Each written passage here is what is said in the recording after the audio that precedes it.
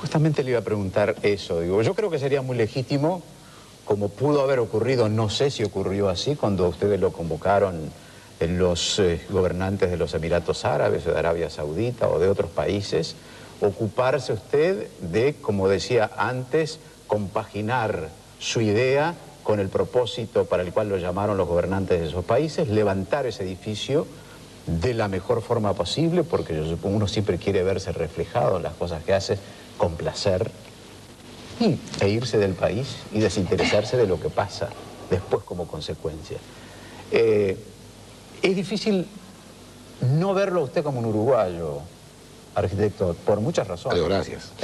Por muchas razones. Porque se siente uruguayo. Porque, digo, nació acá y aunque tiene ciudadanía de otro país y aunque es un hombre del mundo, un hombre internacional, los uruguayos estamos siempre muy orgullosos de citarlo, de mencionarlo, y entonces ambicionamos a que más allá de los intereses que usted maneja, de que usted es un artesano, como dice usted, que, bueno, justiprecia el desarrollo de sus creaciones, que usted haga esas creaciones pensando en otros desarrollos que beneficien a la ciudad. Y en el caso concreto de este proyecto de la Aguada, de esta torre de las telecomunicaciones, ¿qué es lo que usted ve que puede pasar hacia el futuro en la zona donde ella está emplazada?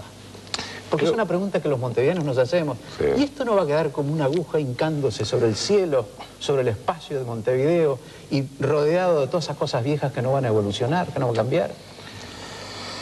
Creo que la imaginación más fecunda de la persona más imaginativa nunca llega a ser tan imaginativa como la realidad misma.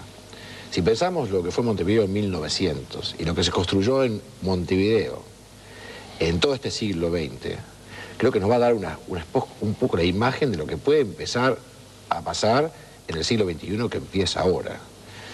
En efecto, como decía muy bien su programa, este edificio empieza el siglo XXI, el tercer milenio. Y pensar que este edificio no es más moderno relativamente que el edificio Banco República que se hizo a principios de siglo, que la Facultad de Arquitectura que se hizo a mitad de siglo, que el magnífico Palacio de la Luz que está a pocas cuadras de aquí, que fue un edificio magnífico de 1950. Creo que muestra las posibilidades a las que va a llegar el país. Ya el montevideano, como vive en Montevideo, no se da cuenta de lo que está cambiando, lo rápido que está cambiando la ciudad. Como yo vengo, como usted bien dice, de vez en cuando, veo las luces hoy de ese magnífico World Trade Center que ha pasado a ser otro hito del país.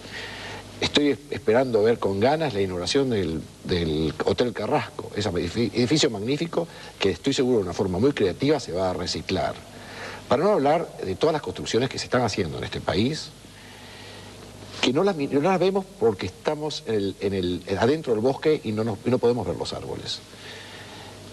Creo que yo soy un optimista y yo creo que el futuro de este país es magnífico, es un país con una cultura estupenda, somos pocos, es un país rico, es un país que es rico en todo, pero sobre todo en lo más importante que es su gente. Cuando yo escuchaba desde Estados Unidos los reportes de que Antel estaba por ganar la licitación en Brasil contra Bell, Estados Unidos, era David peleando contra Goliat. Y resulta que David era mi país. Leí hace poco lo que ha hecho el doctor Zaffaroni en California con su laboratorio. Y cito así ejemplos. Hoy me encontré con un querido amigo de la escuela, el doctor Nieto, que soy decano de la Facultad de Química, que es una persona brillante. Y esos uruguayos que yo conozco, y los tantos que no conozco que son aún más brillantes todavía. Lo que podamos hacer los uruguayos juntos, yo creo que no lo podemos imaginar nosotros mismos. Así que hagámoslo. Con esto de la construcción, con esto de la arquitectura, como bien usted decía anteriormente, con mucho conocimiento de causa, siempre ha habido discusión, siempre ha habido. Adiós, gracias. Y una de las discusiones que sigue abierta, y que no es difícil tomar partido en ella, es cómo le hemos puesto sombra a nuestras playas en Montevideo. Es hermoso ver esa edificación desde la costa hasta las 2, 3 de la tarde. Y después uno entra a arrepentirse y entra si no a maldecir, a lamentar, ciertamente. Sí, Ahora, sin duda. ¿Qué es lo que piensa usted? Y yo ¿Lo hemos hecho mal? Sí, por supuesto.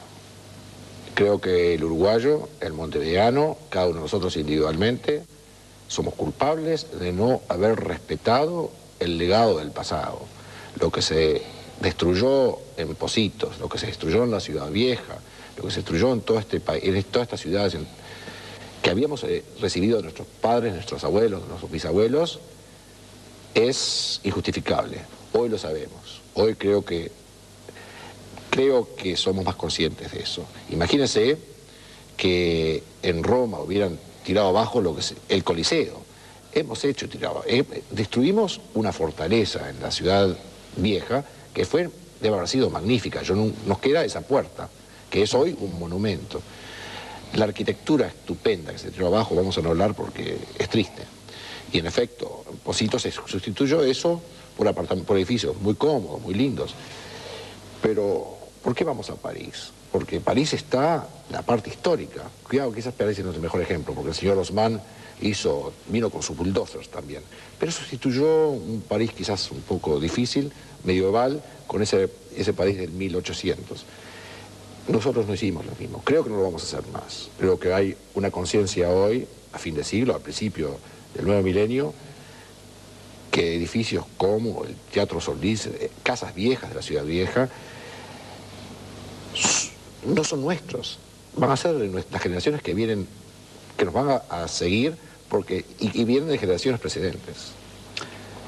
Me están advirtiendo que estamos en el tiempo de terminar esta conversación que podía prolongarse por toda la pero entonces me deja hacer a usted una pregunta. No, antes de hacerme esa pregunta, déjeme hacerme a mí, que soy el profesional de las preguntas. Bueno, no, porque yo quiero hacer una última para usted. Quien sigue el itinerario suyo, y los uruguayos estamos muy atentos a enterarnos a través de los despachos internacionales, Ott está aquí, está más allá, está allá, acullá, haciendo tal trabajo. Cuando uno imagina y usted lo describió bien anteriormente, que es un creativo formidable, pero que transpira, como cualquier otro ser humano, para llegar sí. A la definición de lo que quiere. Imagina que son muchas horas en el día, en el mes y en el año que usted tiene. Se pregunta, ¿cuándo vive Carlos Ott? ¿O la vida de Carlos Ott son los diseños, los proyectos, la lucha por ver levantarse esos edificios, soñarlos? Usted es torquemada, Araujo. Bien, yo esperaba preguntas difíciles, pero me hizo las peores. Esa es una gran pregunta, ¿verdad? Pero no es que yo sea un homo faber, pero el trabajo es esencial. Se lo digo a un profesional de las preguntas, como usted dijo. Por supuesto, tengo 2 hijas que son mi vida, y después de ellas, sin duda, viene mi trabajo muy cerca. Por supuesto que uno sacrifica. Por supuesto que no hay sábados, no hay domingos, no hay horas, y estoy volando los fines de semana para llegar el lunes a Alemania para tener una reunión. Y eso significa que no hay sábado, que no hay domingo, que no hay fiestas, que no hay cumpleaños, que no hay Navidad y que no hay momentos. Pero yo, como lo único que sé hacer es lo poco que hago, voy a tener que seguir haciendo. Y gusta de la música, y gusta de la pintura, y además sí. de construir edificios para la ópera, ¿va a la ópera? ¿Le gusta? Sí. La música la adoro. Por suerte me gusta mucho la literatura, leo mucho, estoy leyendo de Manzoni, un libro magnífico.